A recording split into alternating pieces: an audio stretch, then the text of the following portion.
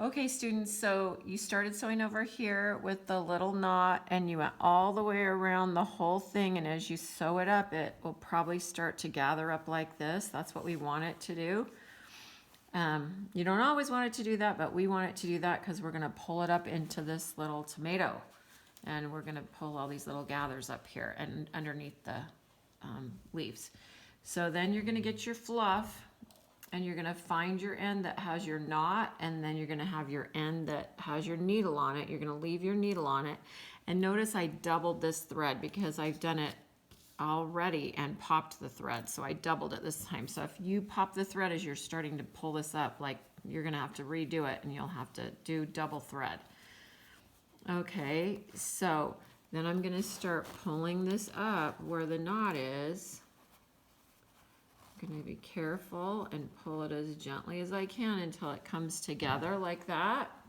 And then I'm going to take my needle and I'm going to go through this tomato across from each other, kind of about back where those stitches were that you took.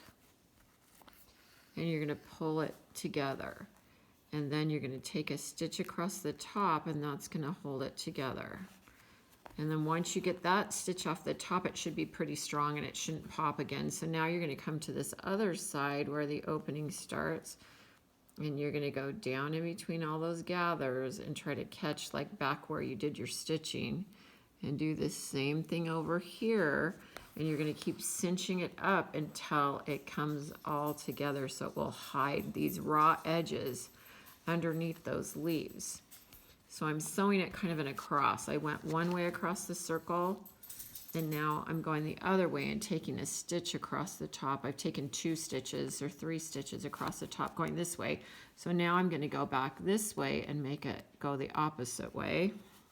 And I'm going to grab these little guys that are starting to pull out over here.